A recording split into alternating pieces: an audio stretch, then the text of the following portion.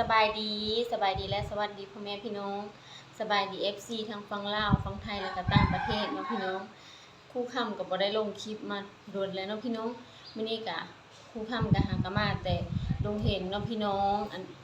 มีไอ้ฮักที่อยู่ต่างประเทศเนาะเพิ่นก็ได้ฝากเงินมาให้ไอ้ตันแล้วก็ครู่ค่ำแล้วก็แม่เฒ่าครู่ค่ำเนาะเพิ่นฝากมาให้เพราะว่าเพิ่นเห็นไอ้ตันไปติดจักจั่นแล้วก็ไปต้อยไข่มดขายเนาะพี่น้องอ้ายเพิ่นก็เลยแบบว่าอยากช่วยเหลือนะพ่อไอ้ตันเพิ่นมีเงินใช้จ่ายในชีวิตประจำวันเนาะพอได้ใช้จ่ายหั้นนะอ้ายเพิ่นก็เลยส่งเงินมาให้ผู้ค้ำไปมอบให้ไอ้ตันแล้วก็ให้แม่เฒ่าผู้ค้ำเพราะว่าให้แม่เฒ่าก็ให้เพิ่นซื้ออยู่ซื้อกินแต่ละมื้อหั่นนะเนาะนี่ก็เลยไปโรงเรียนหักกะมาก็เลยสิไปมอบเงินให้เพิ่นเนาะ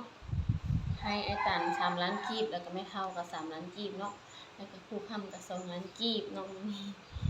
ก็ครูค้ำก็ขอขอบคุณขอบใจไอ้ฮักที่อยู่ต่างประเทศหลายๆเนาะขอให้เพิ่นอยู่ดีมีแรงให้มีสุขภาพเข้มแข็งแข็งแรงแล้วก็ขอให้มีเงินมีคำหลายๆเนาะกะเพิ่นกะคอยช่วยเหลือครอบครัวครูค้ำตลอดเนาะรับไอ้ฮักที่อยู่ต่างประเทศเนาะพี่น้อง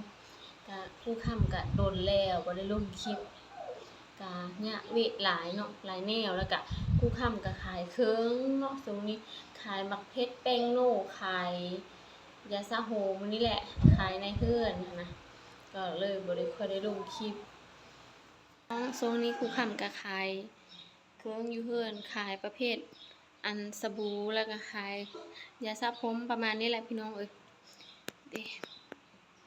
ประมาณนี้แหละกับด้านนั้นเนาะพี่น้องแบบ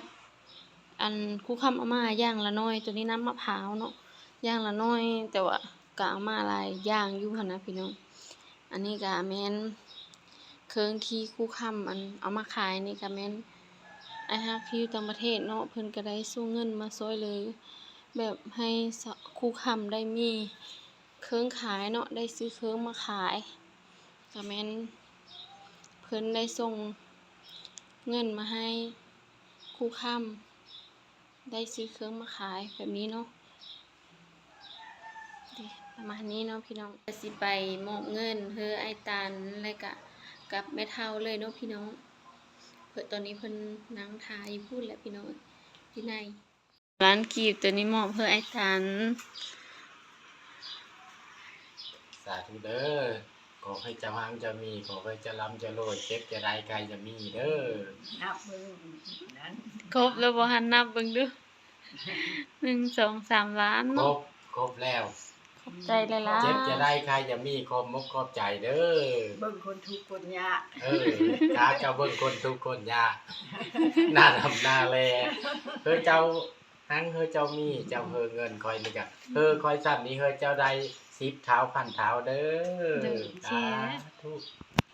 ตัวนี้ก็เฮยเมะ3 ล้านกีบเฮยเมะซื้อกินมีแห้งเจ็บจะได้ใครอย่างนี้เด้อลูกเอ้ยเจ้ามันเจ้านี่เด้อพลัมโลยเคยได้ช้ำนี่จะถือเลยเฮลำเฮโลยเฮดีนี่แห้งจะนี่ต่อไปความเจ็บบ่ได้ความคายบ่มีก็คือเงินได้มึงกำคิดขั้นได้มึงกอบเด้อเบิ่งเป็นพี่เป็นน้องกันตลอดไปเป็นน้องตลอดไปเด้อ